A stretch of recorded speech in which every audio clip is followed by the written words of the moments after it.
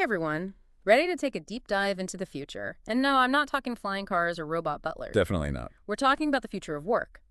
And we've got the perfect guide, the World Economic Forum's Future of Jobs Report 2025. Hot off the press. Just came out this month. And let me tell you, this thing is packed with insights.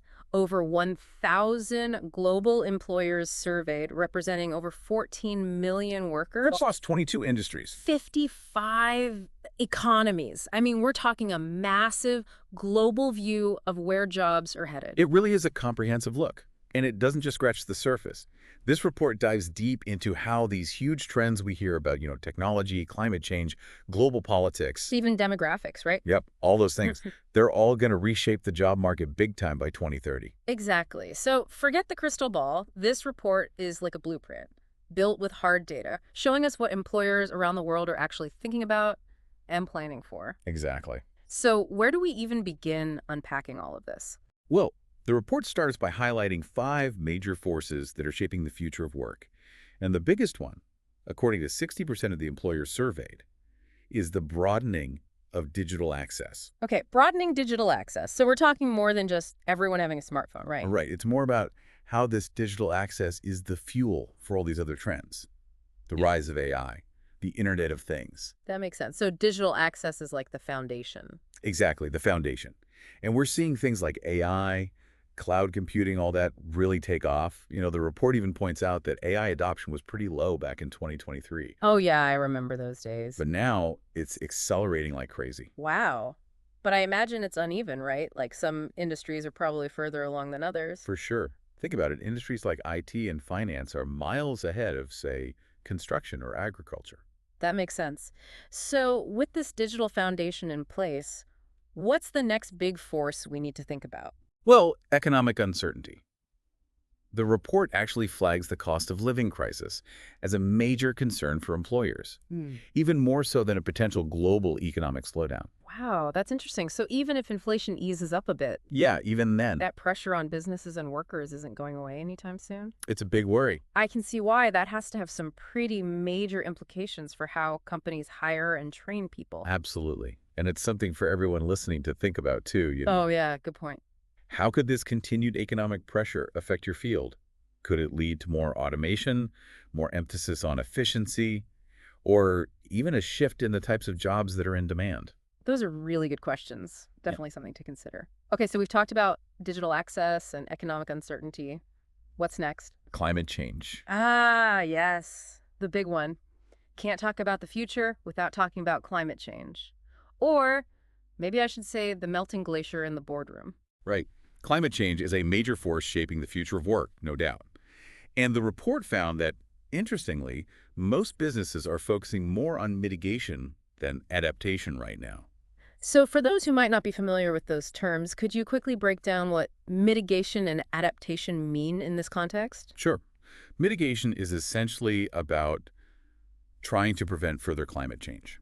Things like reducing greenhouse gas emissions or investing in renewable energy. Adaptation, on the other hand, is more about adjusting to the changes that are already happening, like building seawalls to protect against rising sea levels or developing drought-resistant crops. Got it. So more companies are focused on preventing future damage than figuring out how to live with what's already happening. That's the trend, yeah. But the interesting thing is, both mitigation and adaptation are creating huge changes in the job market, especially for those green jobs. Renewable energy technicians, environmental engineers, sustainability consultants. Makes sense. Those fields are only going to grow in importance. Okay, so we've got digital access, economic uncertainty, climate change. What else? Global politics. Oh, right. The world has been a pretty tense place lately. All the trade wars, geopolitical maneuvering, all that fun stuff. How does all that drama factor into the future of work? Well, it's not just background noise, that's for sure. The report found that a third of the employers surveyed said those rising geopolitical tensions and trade wars are making them rethink how they do business. Wow, a third. A third.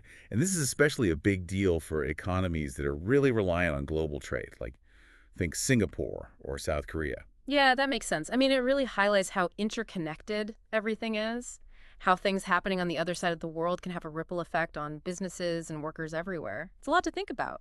It is. I mean, how are companies even supposed to plan for the future in this environment? It's a challenge for sure. Mm, And then you add in the fifth major force the report identifies. Demographic shifts, aging populations in some parts of the world, booming populations in others, and then the constant flow of migration. All of that impacts the skills and talent available to employers. right. It's not just about people working, it's about people aging, migrating, having kids, or choosing not to have kids, all Yeah, these big life changes. It's exactly. like this giant, constantly shifting puzzle. Honestly, I'm feeling a little overwhelmed just thinking about it all. It is a lot to take in. But the report isn't all doom and gloom. Oh, Despite all those challenges, it actually projects overall job growth. job growth, really? All right, well, you've officially piqued my interest. I'm dying to know what kinds of jobs are going to be in high demand and which ones are, well, let's just say, facing a less rosy future. Let's get into it then. The report estimates a net increase of 78 million new jobs globally by 2030. 78 million. Okay, that is a lot of new jobs. But you said net increase, which means, It means some jobs are going away too. In fact, the report estimates that 92 million jobs will be displaced during that same period. so yes, big changes are coming even as the overall number of jobs grows. Okay, so it's not all sunshine and roses. That's a lot of people who are going to be impacted by job displacement. It really underscores the importance of understanding which jobs are growing, which are declining, and what skills you'll need to stay ahead of the curve. But we'll dig into all of that in more detail later. Absolutely. We've got to look at the specific jobs, the skills needed for those jobs, and how companies are adapting to all these changes. Well, then let's not waste any more time. Let's get to the nitty-gritty. What are the fastest growing jobs going to be? Everyone always wants to know that. The fastest growing jobs. Yeah, you guessed it, tech. But it's not just coding anymore. We're talking like specialized roles, Mhm. big data specialists, fintech engineers, So if you can wrangle data, build financial algorithms, or teach a machine to think. you're golden. Pretty much. Hmm. Although there's one job in the top 5 that kind of surprised me. Oh, which one? Security management specialist. Security management specialist. Huh.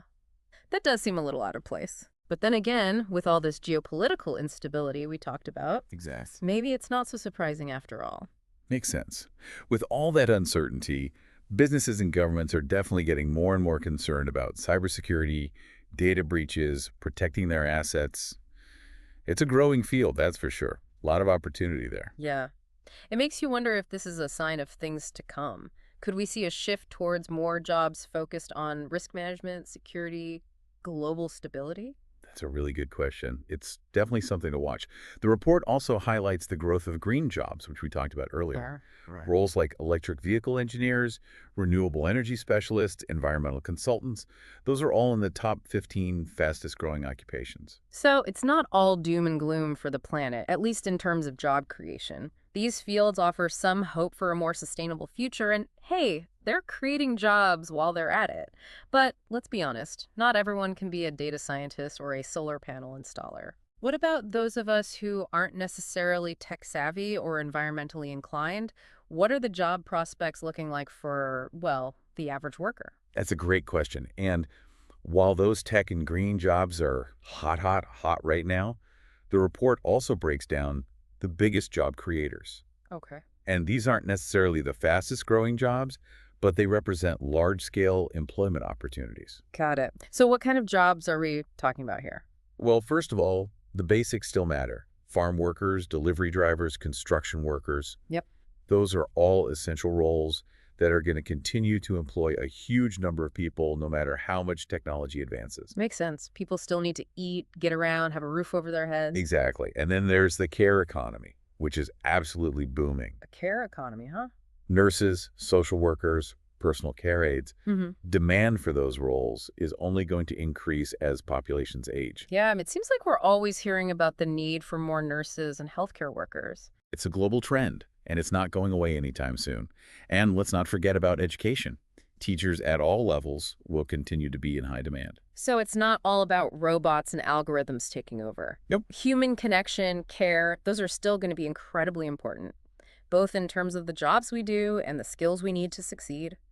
Speaking of skills, that's what everyone really wants to know. What do I need to learn to stay relevant in this crazy future job market? Well, the good news is employers are finally getting better at adapting to what the report calls skills disruption. Skills disruption. They're realizing that investing in their workforce is actually more effective than just replacing them. That is good news. It sounds like companies are starting to understand that their employees are valuable assets worth investing in. Precisely. But don't get too comfortable just yet. The report estimates that 39% of core skills are going to change by 2030. Yikes, that's a lot of change. So what exactly are these core skills we're talking about? Is it all just coding, AI, and other tech stuff? That's where it gets interesting. The number one core skill today, according to the report, is analytical thinking. Yeah. Not coding, not AI expertise, Interesting. but the ability to think critically, analyze information, and solve problems. That's kind of reassuring, actually. It means humans are still in charge, even with all this technology swirling around us. Absolutely. And right alongside analytical thinking, you've got other essential human skills like resilience, flexibility, leadership, creative thinking. These are the skills that machines, at least for now, can't replicate. Okay, that is a relief. But come on, I know we can't completely ignore the tech skills, right? I mean, AI, big data, all that, it's clearly important. Of course not. Those technical skills are in super high demand.